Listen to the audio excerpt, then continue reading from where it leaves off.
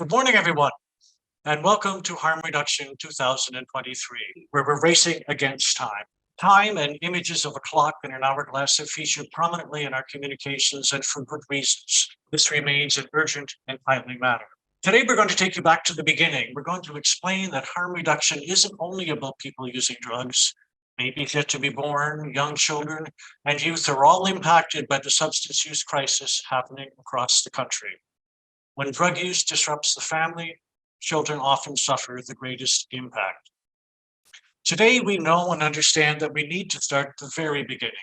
This session will provide the opportunity to learn about childhood development through adverse childhood experiences, ACEs, childhood poverty, and the many things we can do to help people move beyond what might have been a rough start.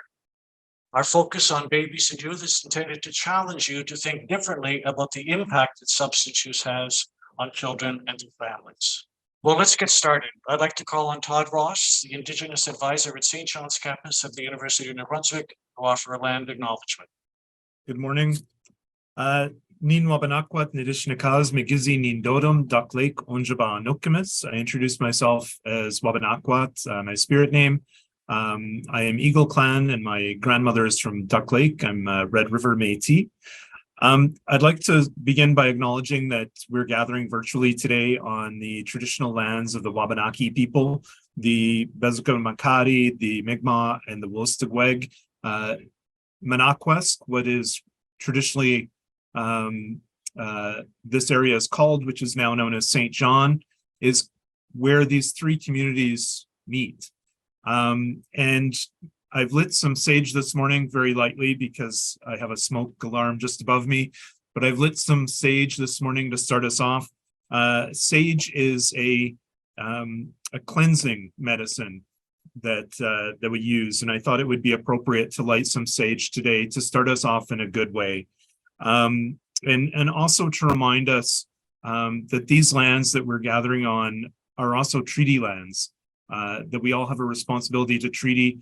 The peace and friendship treaties that were signed here in St. John and signed across Wabanaki territory remind us of that relationship between settlers and between Indigenous peoples and the responsibility to those relationships.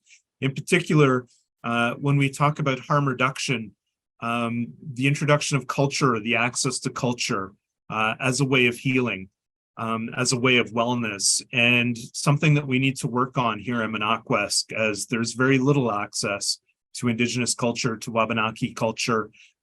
So a challenge for all of us as we move forward. And with that, I would like to say, Marcy, Walewan, thank you. Thanks, Todd. St. John and New Brunswick have been grappling with poverty for decades. In the last 20 years, we've seen the birth of the Business Community Anti-Poverty Initiative, where local business people have informed themselves on root causes of poverty and embarked on programs to deal with children and youth. St. John became one of 7 trailblazer communities in the early aughts. As a member of Vibrant Communities then morphed into something called Living SJ. We've seen the strengthening of the university's commitment to file. We've undertaken a provincial poverty reduction strategy that led to a Crown Corporation, the Economic and Social Inclusion Corporation. We've also seen a national poverty reduction strategy that led to the embracing and adoption of measures and a strategy on the part of the federal government. But it seems stalled. The wind has gone from the sails, but we know what to do. It's time to renew the urgency in addressing this issue that has held so many people back. I'd like to take a few minutes this morning to sort of tee things up and to highlight the state of poverty, particularly child poverty in our province. On your screen now, you see our Human Development Council's New Brunswick 2022 Child Poverty Report Card. We're members of Campaign 2000, and for over 15 years have been producing an annual report on the state of child poverty in the province. And there's probably no better way to start than perhaps defining our terms. What do we mean by poverty? In New Brunswick, we're helped by the Economic and Social Inclusion Corporation that has defined this for us in its constating legislation and documents. Poverty, according to the province, is the condition of a person who lacks the resources, means, opportunities, and power necessary to acquire and maintain economic self-sufficiency or to integrate into and participate in society. Woof. How do you measure that? How do you measure resources or opportunities or means? Well, we don't, and we can't. But what we do is create a line, a poverty line. And there are dizzying ways of doing that. What you see on the screen here are two measures that are popular in the country right now. The low income measure preferred by the progressive community, a relative measure of poverty that looks at 1/2 of median income. The other is an absolute measure, a market basket measure, one embraced by the national government and the province is the official poverty measure. We prefer the local income measure, or the low income measure rather, for the strength that it's offered. It's a widely accepted OECD measure, and it helps us in trending over time. As you can see, depending upon the measure, we have rates that are 6.1% of child poverty in 2020 for children in New Brunswick, or nationally, and 16.6% if we use the low income measure. The poverty line is very low, and there's plenty of economic hardship above the poverty line. You can see on this slide child poverty rates in Canada. New Brunswick is highlighted in yellow at 16.6%, and the national average is it's found there at 13.5%. But poverty isn't just a line. It's not just an income level. To borrow from Princeton sociologist Matthew Desmond, poverty is often pain and sickness.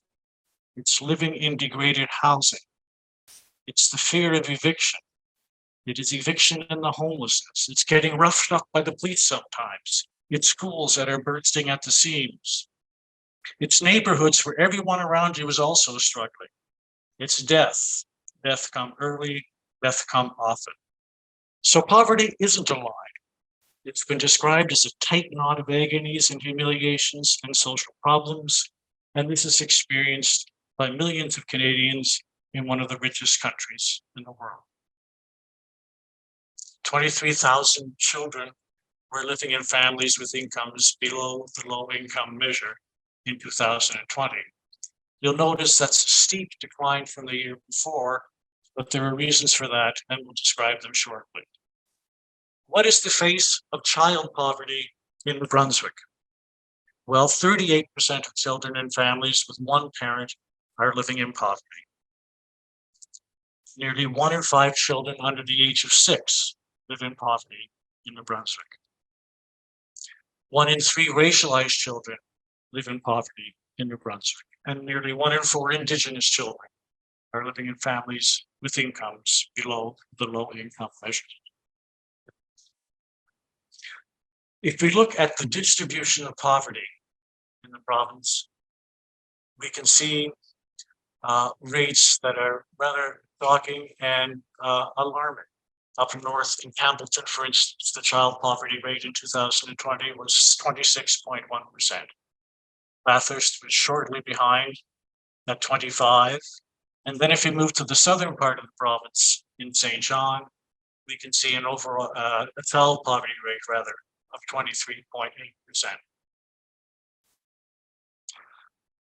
It's disproportionately distributed across the province. The city of Dieppe, for instance, one of 8 cities in the province, has a child poverty rate in the single digits. But it is disproportionately shared amongst the 8 cities in New Brunswick. Why did the rates decline in 2020? It was largely because of COVID-19 benefits. The remarkable difference that transfers can make became especially evident in 2020. You can see on this graph here that the incidence of low income, the prevalence of low income, the poverty rate without pandemic income supports would have been 24% in New Brunswick rather than 16.6%. And nationally, it would have been at 20.8% rather than 13.5%. The question, of course, is will rates return to pre-pandemic levels with the passage of time? And there's an alarming data available to us that suggests that that might be the case. The Canadian Income Survey for 2021, released a week ago, indicated that according to the market basket measure, Canada's official poverty line, that the rate jumped from 6.4% to 7.4%. The poverty rate for seniors increased by 2.5 percentage points. The poverty rate for unattached seniors increased by 13%. The child poverty rate increased by 1.7 percentage points in 2021. And as you can see, among Indigenous people aged 16 and older, 13.9% were below the poverty line in 2021, which was nearly double that of the corresponding non-Indigenous population of 7.4%. In 2021, the poverty rate of those who belong to racialized groups increased to 9.5%, up 1.5 percentage points from 2020. If we are seeing falling rates of poverty, we should expect to see falling rates of income security, or rather food insecurity. But as you can see from this 2021 slide, New Brunswick had the second highest rate of food insecurity in the country. And just last week, 2022's report was issued, and again, New Brunswick is the second highest rate of food insecurity in the country, now paying 22.7%. Romero House is a canary in the mine shaft, St. John's Soup Kitchen. In 2021, in the month of April, it released on average 362 meals through the window. In the month of April in 2022, it rose to 370 a day. And ominously, in 2023, it's 462 meals every day through the window. Just yesterday, they posted that quote, "It looks like today may mark the end of this month's slow days." Yesterday, 530 meals were served through the window, 49 were children. If we're seeing falling rates of poverty, we should see falling rates of debt. But as this slide indicates, under the Business Bankruptcy and Insolvency Act, New Brunswick's rate increased 6.7% between January 22 and January 2023. Nationally, the rate of insolvencies increased by 14.3%. If we're seeing falling rates of poverty, we should see falling rates of homelessness. But as this slide indicates, and for those who were able to participate in last evening's session, we got a more fulsome description of the increase of homelessness in New Brunswick and its principal cities. And as this slide shows, we've seen a marked increase in the number of chronic homeless individuals in the province. If we're seeing falling rates of poverty, we should see falling rates of social assistance, both in cases and in individuals. And the ominous slope that's shown on the slide shows that over 33,000 individuals are relying on social assistance in this province. Using a first quarter estimated population for New Brunswick of over 825,000 people, that indicates that more than 4% of New Brunswick residents are relying on social assistance. And it should come as no surprise for those that work in the community that social assistance rates in New Brunswick are woefully inadequate. Despite a 7.3% increase this year to accommodate the rise in the cost of living, we've baked in low rates that today would offer to the single employable person merely $637 a month. There are also, the literature would point to several taxes that poor people face. And this is not a surprise, and I'm sure known to many of you. We think particularly of the challenge of getting photo ID and identification and the many barriers that are faced by individuals. The time tax, it's the way in which you make it incredibly hard to sign up for things, to qualify for things, figure out what you're actually owed or eligible for. And new data shows, for instance, that the federal government only dispersed 34% of the Canada Housing Benefit money and only reached 40% of eligible people. Similarly, the Canada Dental Benefit has only dispersed 44% of the money it was supposed to by March 29th, 2023, although the program runs to the end of the calendar year. On the other hand, we saw that the one-time GST credit likely had close to 100% take-up. The credit was automatically transferred to recipients. The time tax takes its toll on poor people in this province. The literature also identifies something called the bandwidth tax, and it's an idea that a lot of us have experienced. If you've ever been incredibly late for a meeting or rushing through traffic or you've had an emergency, if your child ends up in a hospital, it's the only thing you can think about. This is what poverty is like. And you're just thinking, how am I going to pay the light bill? I just lost my job. I've been served an eviction notice. And that bandwidth tax can often result in bad decisions that we wouldn't have made if we had had a bit more space and slack in our lives. Let's do a final sort of deeper dive into poverty rates in my community. In the St. John's Census metropolitan area, there are 40 CMAs across the country, requiring a central city of 50,000 within a catchment area of 100,000. You can see that within the CMA, there's a child poverty rate of 17%, an overall rate of 13.8%, and a senior rate of 13.5%. But it's very important to disaggregate and to break apart higher level rates of poverty, to burrow down into communities, into cities, into neighborhoods. And here we can see a stark difference in St. John's CMA.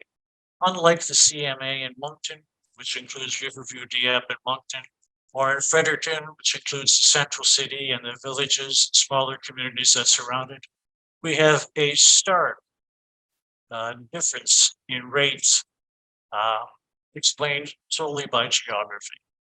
In the town of Quispamsis, for instance, a mere 10 kilometers away from the city of St. John, the child poverty rate is in single digits at 7%. If you look at the city of St. John, you find a child poverty rate more than 3 times that rate at 23.8%. So in St. John, it's the most egregious CMA when it comes to the distribution of vulnerability and marginalization and income poverty in the land. And it's something that I think residents of the community or this area would be familiar with. And I don't see much of a change going forward in the distribution of poverty and vulnerability in the region. It's even more stark if we want to look at the city of St. John. The city of St. John that had child poverty rates over 23%. You can see how that is disproportionately shared amongst the 4 municipal wards in St. John. Wards 1 and 4, the outliers, have metrics that are as favorable as provincial or national averages. Ward 2 and Ward 3, however, tell a different story. I'm participating today from Ward 3. Ward 3 includes Waterloo Street in the city of St. John, where the bulk of services serving those that are in poverty or in need of additional resources and services are located. And there the child poverty rate is 36.2%. That's a brief sort of highlight and overview of a very thorny issue in St. John, a difficult one in New Brunswick, and one that still affects so many people living across the country. Income poverty relates to harm reduction efforts. It holds us back. It holds too many of us back. Randy, we have a couple of questions for you if you'll take them, Oh. since we have a few minutes, if that's okay. Sure, that's fine. Since that's my role before my next hat I put my Okay. next hat on. There's a couple of questions in the chat and then also on the Q&A. So early on in your talk, you were describing the poverty rates throughout Canada, and there was a mention of a 13.9% poverty rate related to Indigenous people. The question in the chat was, do you know if that was on or off reserve, or was that a combination, or are you aware of what that number represented? That would be a combination. Mm-hmm. And then further to that point, when you got into the more CMA data related to St. John, do we know the percentage of Indigenous children in St. John, period, or further to that, living in poverty? No, we don't. That's a more difficult metric. We're stymied a lot given the way that the poverty rate is calculated and the sample sizes that, for instance, the Canadian Income Survey uses when it creates the market basket measure. But it's certainly an issue now that Canada is aware of. I think our data collection is getting stronger. I know that even in our own community, using census data for self-reported indigeneity, we're seeing more and more higher and higher numbers as people self-report that. So I think our data is becoming stronger and richer.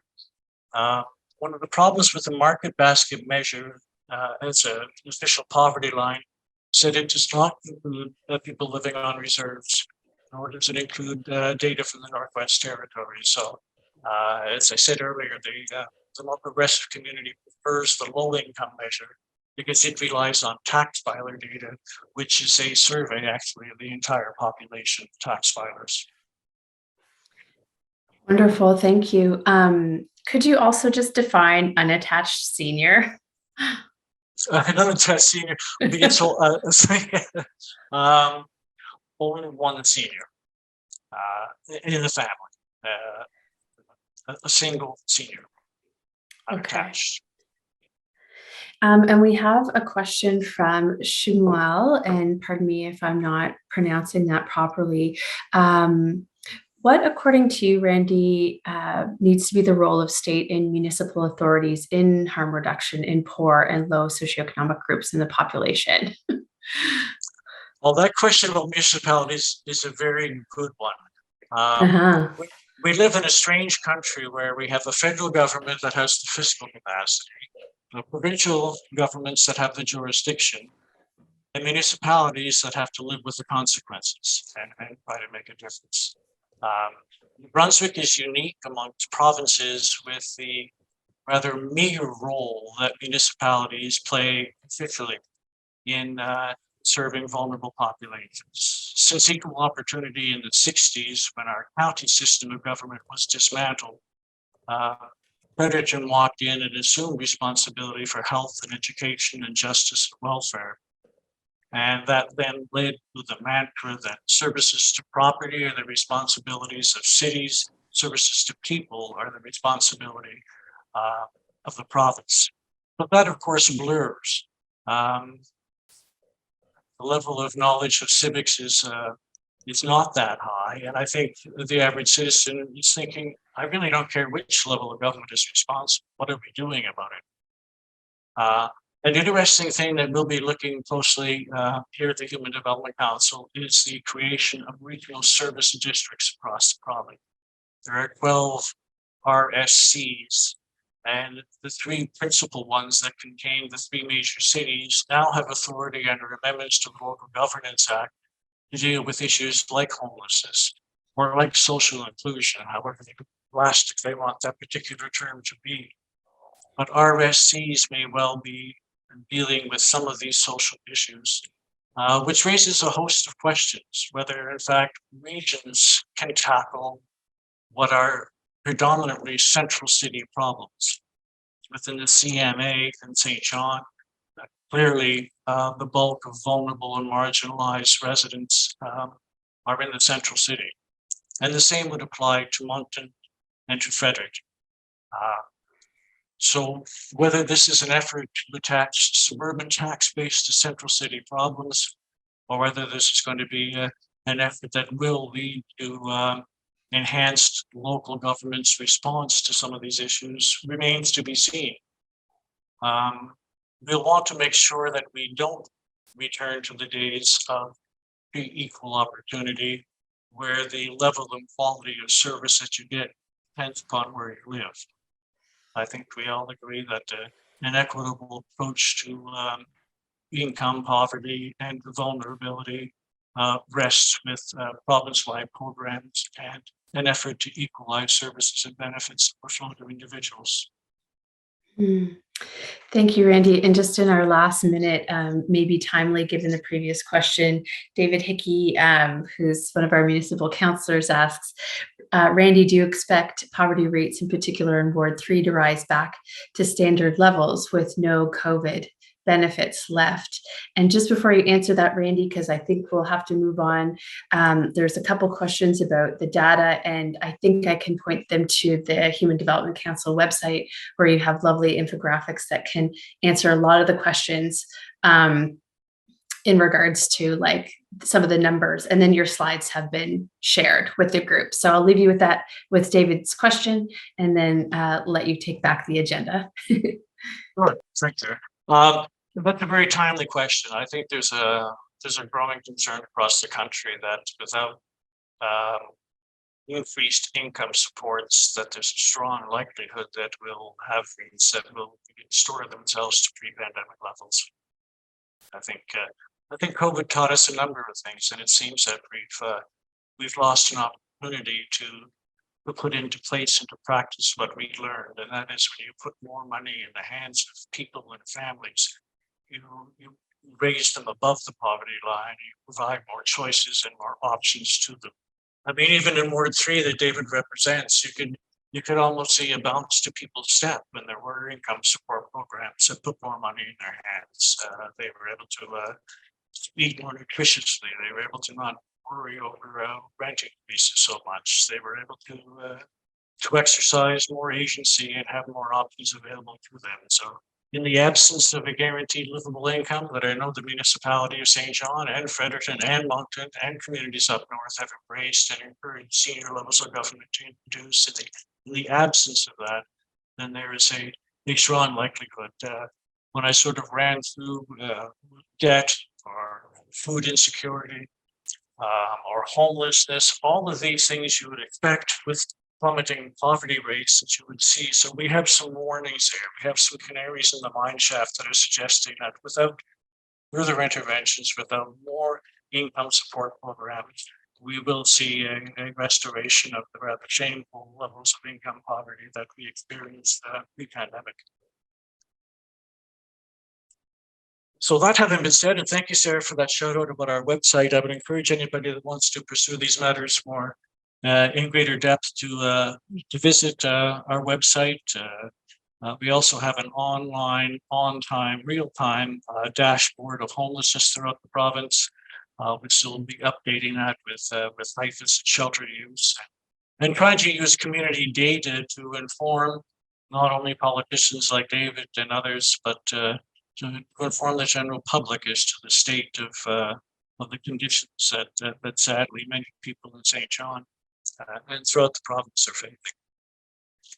And this, of course, connects to harm reduction and the need for serious efforts to keep people safe and work in communities with individuals. And that's why it's a real pleasure for me to introduce our next speaker, Sarah Gander, who you heard from earlier. But Sarah has a lot of initials after her name, and for good reason. She's on the faculty of both Dalhousie University and Memorial University of Newfoundland. She is the founder of NB Social Pediatrics Inc., a nonprofit aimed at advocating for child rights as the UN Convention on the Rights of the Child, using a medical, legal, social approach and empowering the voices of children and youth, as well as the Parent-Child Assistance Program, PCAP, a 3-year advocacy and support program for women who use drugs or alcohol during pregnancy. Many of you participating and observing today will know of Sarah. And if you don't, you'll have a wonderful chance now to learn more about her and the work that she does and the incredible impact that not only Sarah, but the pediatricians in this community are having on populations in our community. Thanks, Sarah. Over to you. Thanks very much, guys, for having me today. This is a pleasure to be with you guys and speaking about this topic, and humbling to be around the people who, many of whom have mentored me and supported me in the work that we're doing in the community. And then also just an honor to be around the committee of people who, again, inspire me every day. So I'm a pediatrician. I guess I'm a woman in the community. I'm a woman of privilege, and that's my disclosure. I'm a white cis female living as a physician in the community. I'm a very joyful mom and wife and daughter, and I have a lot of other roles. And then I'd just like to say that, it's been my privilege also to work in the community, and particularly in the South Central Peninsula, where if Randy had got deeper down into the data, our child poverty rate, where my clinic is every day, is nearing 50%. So today I was asked to talk to you a bit about my thoughts on disrupting generational poverty and where harm reduction fits into my role as a pediatrician and as an advocate and change agent in the community. And then a little bit of the history of how we tried to do that and fill some gaps and make things work in St. John, and some of the lessons learned. And as I'm sure we all are, we're always learning, unlearning and learning. So Randy had mentioned NB Social Pediatrics. Like in our community as a pediatrician, it was really noticed that, with the increasing referrals for behavioral difficulties in children, ADHD, autism, and the increasing amounts of referrals for neonatal abstinence syndrome in the hospitals, that, looking at the trajectory of the life of children to about age 18, which is why we see the age we see, that we really needed to do business differently if we were going to meet the needs of kids in our community. And so social pediatrics is not a concept that I invented. We took a promising practice from Quebec, where Gilles Julien's foundation had really learned how to do that business differently over the last 30 or 40 years, and really getting out into the community, listening to the community, and trying to respond to the needs of community. So NB Social Pediatrics, as I said, is more than just coming to the pediatric office. And so I wanted to get into a little bit about how we feel that we can make an impact in St. John, and then get into the meat of the harm reduction bit a bit. So like Randy said again in my intro, our overarching principle is really in a child's rights and a human rights lens. We've recognized that children are the holders of their own rights, not passive recipients of the decisions we make for them, but really should have a voice and be empowered actors in their own development. We really reject the sentiment that children are the future. Full respect to all the 80s pop songs that may have gone in that direction. But children are our present, they are here now. From the moment that you're conceived, you actually carry, science tells us this, that you actually carry the experiences of your ancestors and the generations before.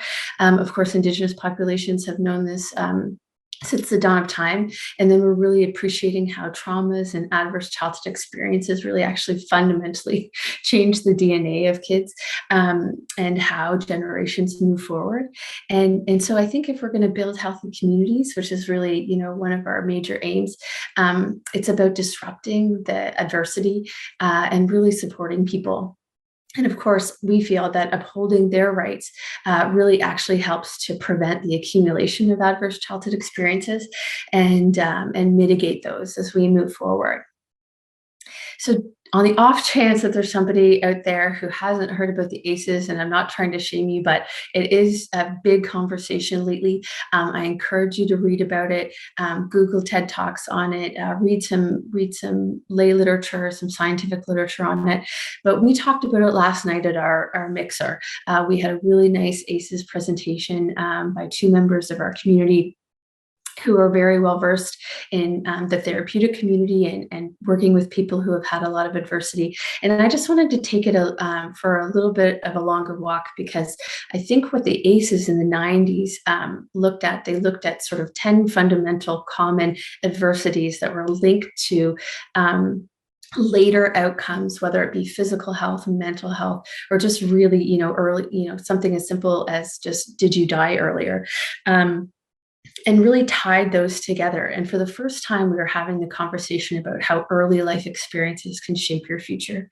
And I, again, just want to take that back a level and really say, like, the generational, the historical trauma, the environment and context that our babies are grown in our bodies, and the environment that they're born into also makes a difference. And I'm going to talk to you a little bit about the specific data about the women we work with who use drugs or alcohol during pregnancy.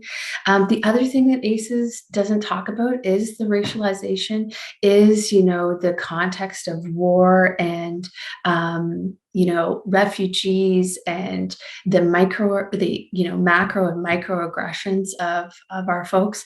And then just even the genetic potential for having things, genes turned on or turned off based on their experience. And then it doesn't really look at, and this is the exciting and hopeful part of the conversation, is what the heck are we going to do about some of these things when that a lot of these ships have already sailed? And you'll hear people talk about, well, these are the benevolent childhood experiences, or we'll hear about positive childhood experiences. So lots of ACEs conversation. Now we can talk about the PACEs and the BASEs. And isn't it, I love that. When I was preparing this talk, we talk a lot in PEDS about PACEs, the positive. And then I just went to a talk that talked about these benevolent childhood experiences, and it was kind of like mind blown. And then I got to thinking about the word BASEs and just like, wow, we can get back to basic, to do you feel safe? Do you have a good friend? Do you have beliefs that give you comfort? Do you like school? I even offered to you guys as you're sitting here for some engagement in this virtual talk, like, did you like school? Do you remember teachers? Do you remember one that really cared about you? Do you remember something even that actually happened to you in your childhood, and the person who was there for you, whether it's a teacher or a coach or some other like parent or non-parent other, sometimes you can remember the smells, like what they were wearing. That's how deep these impacts go into children. Like at 44 years old now, I can remember what some of the teachers were wearing when I had a bad day. Do you have good neighbors? The adult who could provide you support or advice? Did you have opportunities to have a good time? Did you like yourself? Feel comfortable with yourself? And do you have a predictable home routine, like regular meals and regular bedtime? And so we're using this score as sort of a sense of like, are these protective factors? Are these things that we can look at? People love the word resilience. Like, what makes the difference sometimes between people who experience similar traumas or adversity and then have different outcomes? So just something to really think about, because we need hope. We need a call to action. And we need, for me, when I'm seeing kids, because, I'm a doctor, so I'm by nature a bit of a fixer. And so I always like to have something that I know I can kind of try to do for kids. So when we built social pediatrics here in New Brunswick and in St. John, it really, there was my pediatric practice, and I share that with other allied health professionals like social workers and OTs and stuff that we bring into it, and other physicians. And then when we were first starting, we actually were born out of, Horizon and a research program. And our first big research program, which if you guys have been to the Harm Reduction Symposium in the past, have heard me talk a little bit about, is the Parent-Child Assistance Program. And again, we didn't invent this. We borrowed it from Washington State that had years, and I had looked at the participant list. So shout out to my FASD Center of Excellence friends who are here, so they know all about PCAP, because it was born out of the FASD crisis in Washington State in the West Coast, the US, and then has really grown to encapsulate all of the substances over the decades that have become problematic in people's lives, and particularly during pregnancy. So we really thought if we were going to have have a hand in disrupting poverty in St. John, that we really needed to go not just to cradle, but to conception and even preconception. Because if we were going to disrupt this trajectory of adversity and the outcomes as such, then we really needed to go back to basics or bases. And when we do that as a team. So I'm telling you this because I'm going to tell you some of our data here in a bit. And just so you know, we use largely mixed methods. We do some quantitative things, so we like numbers too, and a lot of qualitative things as well, really about the stories and patient experience. And really, we're building evidence because what we care about the most is having equity-based programs for people on the micro individual level, but then also want to be able to go back to policymakers and decision makers and give them that evidence in a meaningful way that speaks their language. So some of the punitive and stigmatizing and harmful policies that are out there can really be looked at a lens that changes and makes a difference for people. And that collaboration means that we have to work with the community. We have to listen. We have lots of people. I guess I should say all the pictures that are in the presentation today have the permission of the folks in them to share. But this is, we can't work alone. We shouldn't work alone. And so there's so many people that are really part of the community that come together as collaborators for this cause. We also bring in kind of the next generation of the people who come after us to make a difference. My medical students or residents. Also, we welcome a lot of students from MBCC, from other education programs, but then high school. We just hired a high school student for the summer.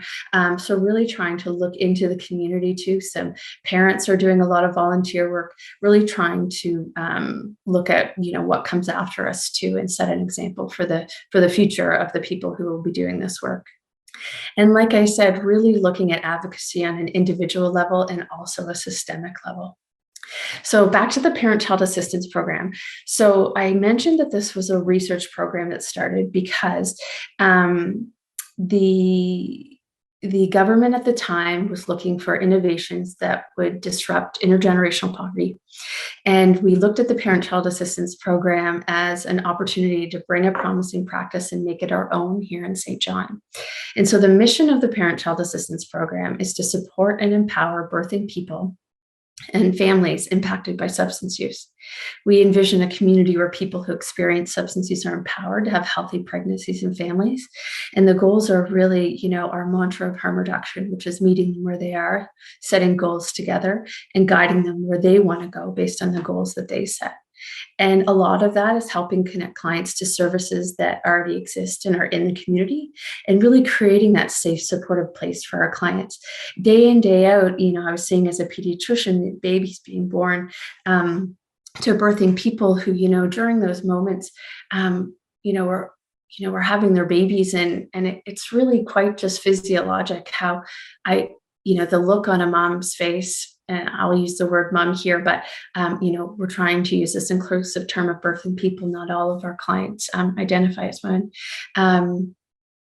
Looking at their face and just sort of realizing that, of course, they would do everything they could to do the best for that babe. And that it's actually just really hard because, for those of you who have had kids, know kids, been around kids, it's not always easy, and you kind of don't always want to do it. And so when you're struggling with, your substance use, or you're struggling with other things, it's very difficult and you need support. And, we really learned that a lot of our people just don't have that support. So we built a team, we built a team of advocates. We built a team of what I kind of affectionately feel are the, aunties and Grammys and friends and sister-in-laws and support people in the community. That the goal is that, our people have somebody to call who will show up for them, who will coach them, who will listen to them and walk alongside them during their journey. And we get the stories from the PCAP clients, and these are a couple of quotes, and it's been really important to us to listen to them. And we don't always get it right, but the positive things are just, it's a 3-year program, which I smile as I say, because there's some people that have teetered into the 4th and 5th year, and people who finish earlier because they reach their goals, and you kind of launch them into a place where they're happy to have less support. So like I said, it's a program to support women who use substances during pregnancy. It's 3 years of support from the advocate. And really, there's a lot of evidence for positive outcomes. And so today I'm going to tell you a little bit about some of the folks that we see. And like I mentioned, it was created and just to give Therese her credit at the University of Washington. And then we brought it to St. John in 2018. And like I said, it was back in 2018 that the government said, Social Innovation Fund, they wanted projects that were disrupting generational poverty. And and humbly, we were ready to solve poverty, I love that we have the energy and the passion to say okay, we think this is going to make a huge difference. And then, hey, what's the best lesson you can learn when you try to make a difference with people is that, you think you know the things and you don't know the things until you listen to the people who are living the things. And so I promised I'd give you some lessons learned as we kind of walk along and learn more about the program. So this is what we knew. We knew that there are more babies. It was up like 30% in the last couple of years of babies being born. Maybe people don't prefer the neonatal abstinence syndrome as a term. It's a medical term. It has a definition, but really just babies either with evidence of withdrawal from substances in pregnancy, and certainly lots of babies who are exposed during pregnancy. Definitely, we are seeing a colossal increase in children who are being referred to pediatrics with complex social and behavioral needs. And the reason why I think that's important is that that's a bit of a proxy for adversity, to be honest, because we know that adversity and toxic stress and trauma presents itself looking very much like ADHD, autism, other neurodevelopmental problems, behavioral problems, and anxiety, depression, a mix of all and everything in between. And we definitely knew that the traditional medical kind of approaches, which I'm sure you can all imagine, sterile clinic rooms and difficulty getting appointments. And I tell you when your appointment is and you come when I tell you it is. And if you don't come, then I close your file, things of this nature. We're just not effectively meeting the needs of our kiddos and families. What we also thought we knew was that going upstream was the best way to make change. I say thought we knew, and because I'm going to, Sarah Campbell, who's the ED of MB Social Pediatrics and who really built PCAP, we built PCAP together, made some of these slides. And I just think that, it's what we thought we knew because, going upstream is, a mantra of public health and it makes total sense. But I think that we thought that just going to pregnancy was enough. And I think that we would both agree that, it's so much more complex than that. We thought that we kind of knew the experience of birthing people who use substances in a way, like at least from our lens, that we were witnessing people who didn't have good support networks, who needed more positive relationships or any positive relationship, especially with, other people who are having their experience. Oh, now my phone's doing an emergency alert. Lovely. I hope it's okay. We were witnessing people who had complex barriers, including a lot of stigma, and that they were, even telling us they had a lot of distrust of the system. So we kind of figured if we made PCAP, they'd just be like lining up at the door to sign up. 5 years later, we've learned, unlearned, listened, and adapted, and, recruited people, gave presentations to referral sources, tried to collaborate with the community and build that trust, but it takes time. And the clients that we have had well over 100 referrals now in these couple of years, we've walked alongside families, we've cried with them, we've laughed with them, we've had lots of babies. We've learned their stories, supported their goals, and suffered their losses. And we've lost some of our clients too, and babies. And that's been really heavy and really hard. So what we know now is sort of a revised sense of upstream, is that going upstream is as individual as each person that we serve, and that there is no perfect program or intervention. Everyone at whatever point they're at in their life needs support.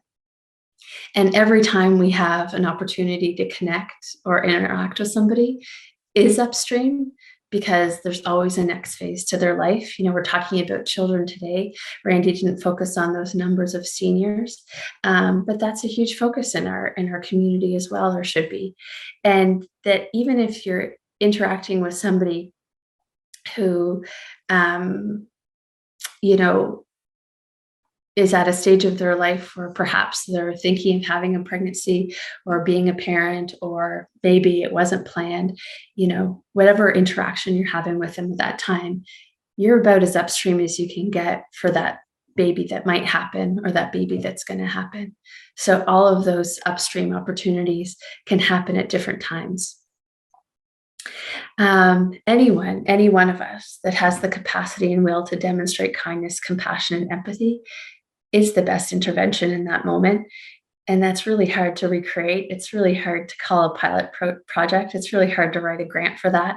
But I think it just goes to show that all streams really flow into the ocean, that we're all in this together.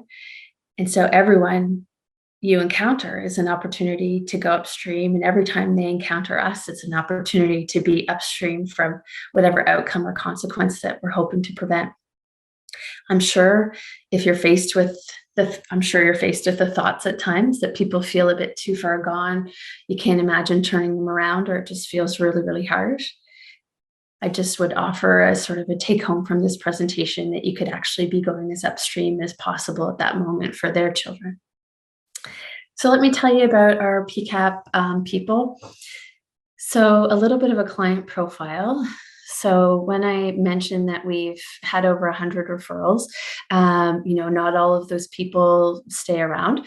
We lose people, but of the intakes that we do, the average age is 27 years old. So these are birthing people who disclose using substances during pregnancy. Their grade 10 education, 44% is the average, 44% graduated from high school. 90% are single with, on average, 2 children. They range from no children yet, because if you're coming into our program, maybe it's your first babe, to 8 children. And 66% of PCAP clients had been arrested at least once. So when you think about some of the other barriers to them trying to move on with their life, a lot of criminalization is a big problem in our population. The client childhood history is interesting. So the average ACE score of a PCAP client is 6. This green square here is really heavy for us. And as a pediatrician, very eye-opening. 65% first used their substances between the ages of 11 and 14. So I'm just going to let that rest and sit for a second, because substance use disorder, or problematic substance use, or the adversity and outcomes that we're trying to prevent, is not just or only a grown-up problem. We have to go to the young ones. So we're missing people if we wait till 11 to have these conversations and make a difference in our community. 72% had involvement with child protection services, foster care, or were adopted as a child. 95% reported a history of alcohol issues in their family, and 85% reported a history of substance use issues in their family. Connection is so important. I talked about some of those benevolent childhood experiences, and if you could go back to that, you'll see that a lot of those themes are around connection and preventing isolation. So at intake, clients are asked if they'd ever had a long-lasting, meaningful relationship with people in various categories, so parents, friends, spouses, and their own children. So only 41% reported ever having a close relationship with their father, 58% with their mother, 80% with having a close relationship with their own children, and only 73% reported ever having a close relationship with friends, and less than that with their spouse. The client history of intimate partner violence, 82% of our clients have been victims of intimate partner violence, 94% victims of physical, sexual, or emotional abuse in their lifetime. 39% of the PCAP clients were victims of physical abuse while they were pregnant, and 59% had been a victim of physical, sexual, and or emotional abuse in the 30 days, the month before they came to us for intake. We've been talking a lot about the adverse childhood experiences, and when we look at the risks we think a lot about, what ACE score are the kids born with, because we want to prevent accumulation of ACE scores. And I don't always feel like I get my hands on them until after they're born. But that's why I love being involved with the PCAP program, because I get to be around pregnant people too. But look at the adversity even before these babies are born. Domestic violence in the home, 82%. Divorce or parental separation, 90%. Of course, to be in the program, you have to have some substance or alcohol use in the home, so that's 100%. Criminalization of a household member, 66%, and mental health issues in the home, 89%. So that infers that many of our babies are born with that 4 or 5 score, which we know statistically predicts them for worse outcomes later, and that's before they even enter the world. A moment of hope, though, is that when you look at the PCAP intervention, we're so pleased to say that 80% of the babies born subsequently, once they've entered the PCAP program, are considered non-exposed. And that's not because we at the PCAP, we do take a harm reduction approach. We do aim to work with people about using their substances less. But we do think it's important to have the goal to knowing that substances can have effects on babies in utero. To try to mitigate that as much as possible. And so this is a very hopeful slide for us. So as we move forward, I thought I'd just leave you with a few take homes as a pediatrician and as somebody who's been trying to go as upstream as possible and also upstream every day. That children who experience adversity often feel isolated and struggle with social and family relationships, are often living in survival mode and may struggle with executive functioning. So how does that show up in my office or in the classroom or at the after school program or with interaction with peers or others? Looks a lot like ADHD or even autism spectrum disorder, or it can just, all the other words, oppositional defiant disorder, intermittent explosive disorder, all the orders. They may struggle academically. They often have an intergenerational component and have parents that experience adversity. And they grow into adults that continue to experience all of these issues. And then they go on to have children of their own and are beautiful, worthwhile, hopeful people and deserve the support of our community. Another lesson learned recently is kind of moving forward from our efforts to be trauma informed, but to take that learning and really integrate it into what we do every day. I have not personally had a lot of adversity in my life, and I'm very blessed and thankful for that. So when I can share my ability to regulate or my calmness and kindness, I think that's how I try to integrate, knowing that not everybody can come to the table like that. Not that I'm always at my best, but, we try to do our best. Expect, anticipate, and mitigate barriers to connection, building that trust, reaching out to people, meeting them where they are. Learn to recognize that many of the people that we serve are in survival mode, that the social safety nets that many of us work hard to provide are an antidote to the isolation of trauma, that really being able to offer that connection is so important. Working hard to not judge and stigmatize. And every interaction with a person is an opportunity to build a connection, which is the ultimate upstream. And of course, we're always working to ask yourself if the system we work in is trauma informed. If Sarah Campbell's here, she's smiling because we were just at this talk with an amazing child psychiatrist, Jody Carrington, and she offered this quote from Ram Dass, which I'll leave you with, which has been on my mind since I heard it, that we're all just here walking each other home. So thanks for the opportunity to share a bit of our journey so far, which has been our privilege and our pleasure. And if there's any questions, then I'm happy to take them.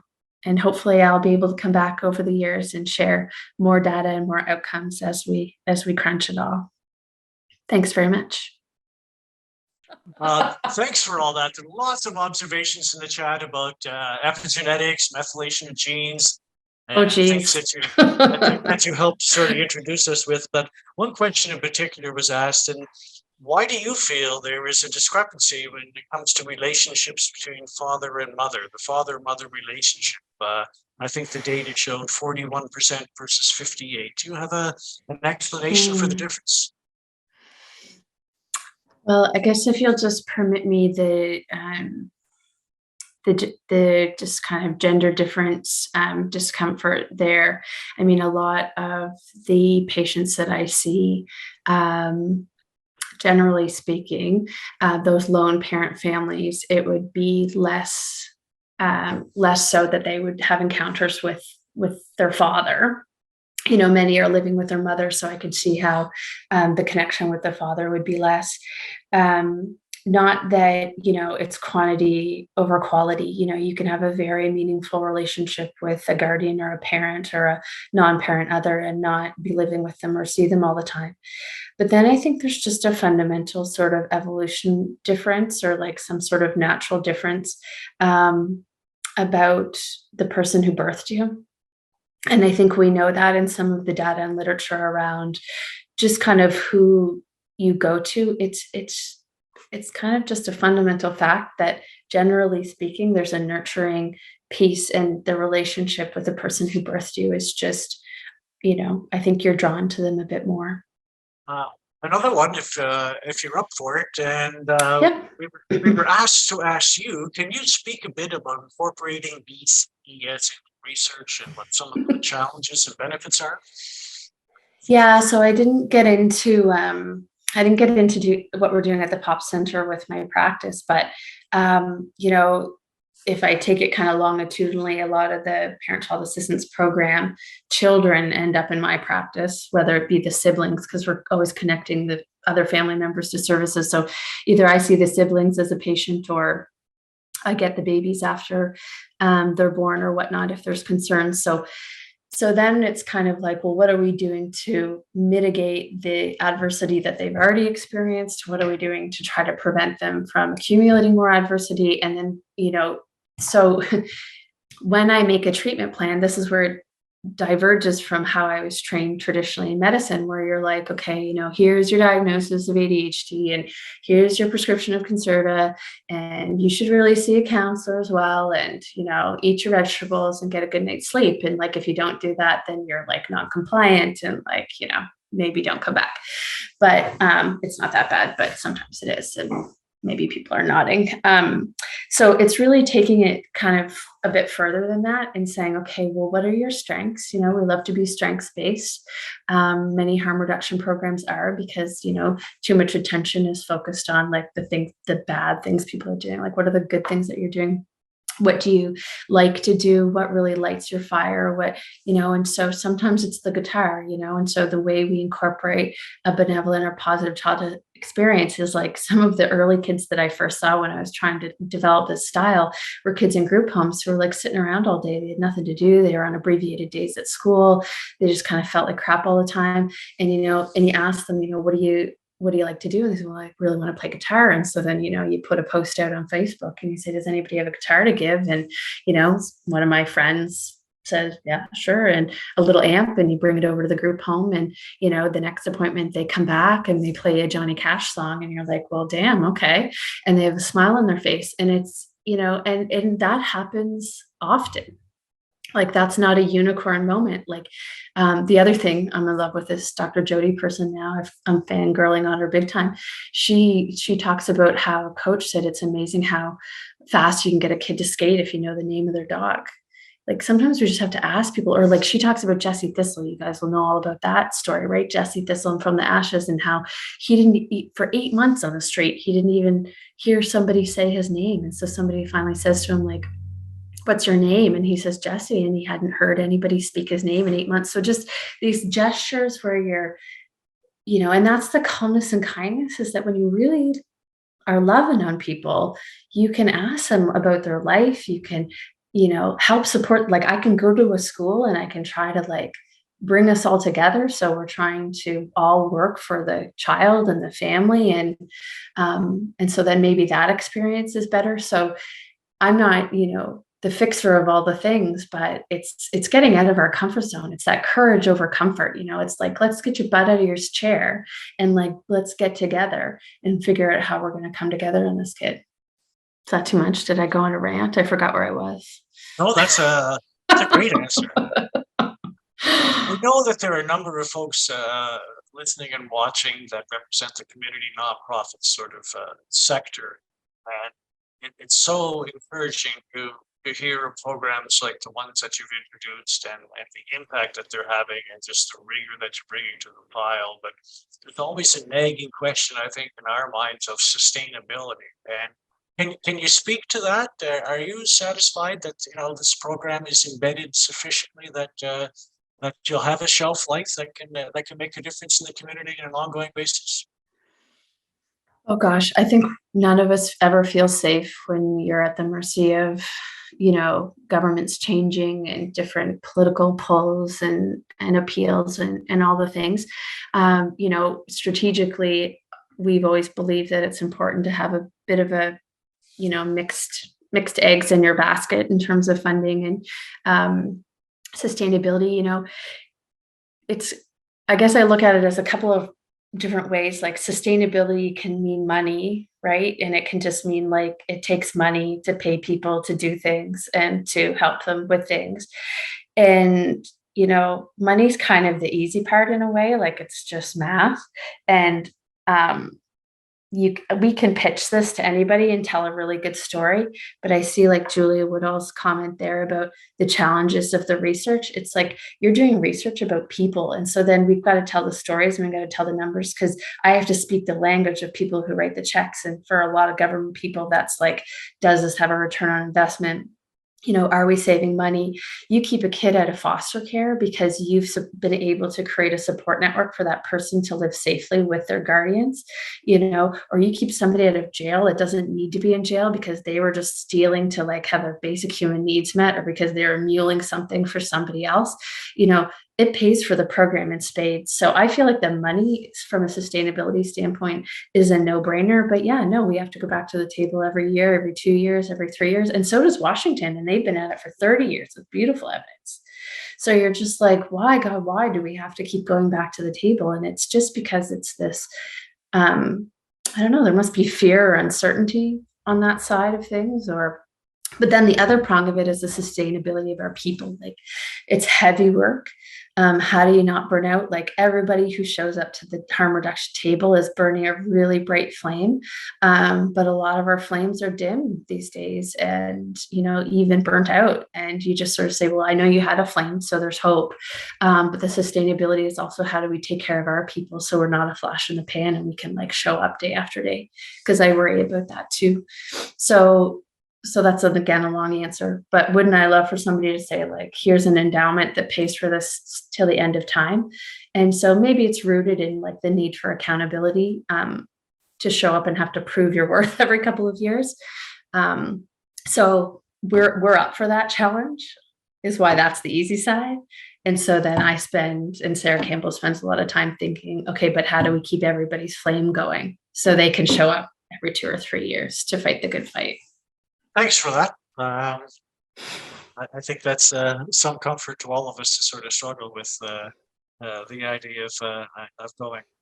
And thanks as well for your observation about the stresses that are on the front line and the challenges of working with vulnerable cohorts on a regular basis.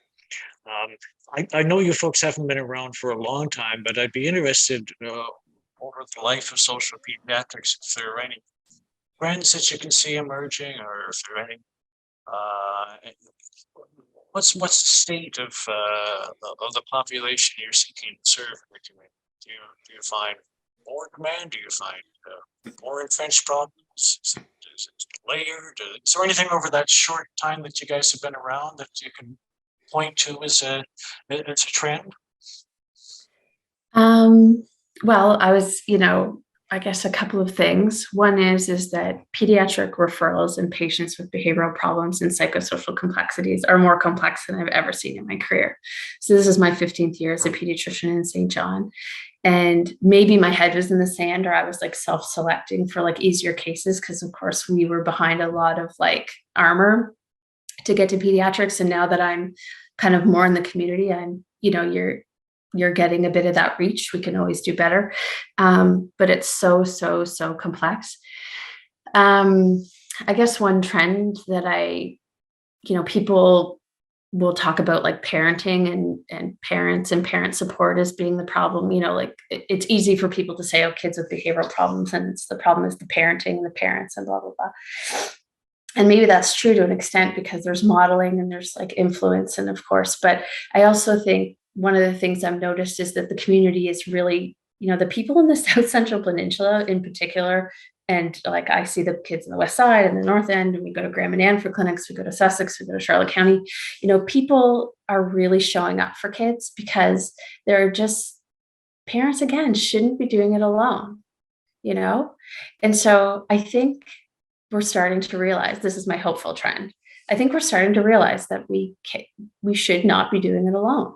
So the teachers and the community groups, and this is why when you build a school, so this is for you, David, when you're building a school in the South Central Peninsula, unless you're talking about community space and the way that we're welcoming families into the school, then you can't just take kids away. We have to all be doing this together, and meeting kids all together and coming around them. So that's one trend. I think people are really trying to do that.